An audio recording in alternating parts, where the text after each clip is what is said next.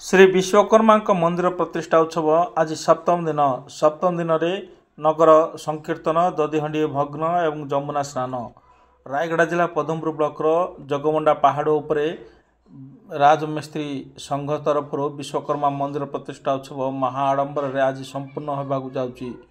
आज श्री विश्वकर्मा मंदिर प्रतिष्ठा उत्सव अवसर में नगर परिक्रमा करा जाउची। नगर संकीर्तन धरी शुक्रवार दिन 10टा समय समस्त कीर्तन प्रेमी माने एकाठी होई नगर संकीर्तन करुचंती। ए होची से दृश्य समस्त मेस्त्री संघर सदस्यों सह अनेक कीर्तन प्रेमी माने मध्य उपस्थित रही यही नगर परिक्रमा करुथवार दृश्य आज देखा मिली। आज दिन 10टारू संध्या 4टा पर्यंत यही संकीर्तन विभिन्न स्थान में अनुष्ठित होब।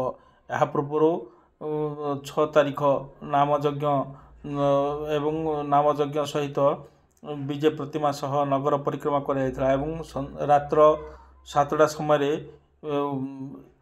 महाप्रभु सिंहासन आरोहण करते। एसह विभिन्न स्थान में संकीर्तन अनुष्ठित होता। श्री गणेश श्री विश्वकर्मा एवं श्री आयप्पा भव्य प्रासाद को रत्नसिंह देवता माने रत्न सिंहासन को विजय करते। तेबे रात्र 9टा समय पूर्णाहुति होता एवं आज नगर परिक्रमा करा सह संकीर्तन मेली दधिहंडी भग्न कार्यक्रम रही। यापर जमुना स्नान कार्यक्रम अनुष्ठित होबार रही। तेबे यही कार्यक्रम 1 तारीख ठार आरंभ होता।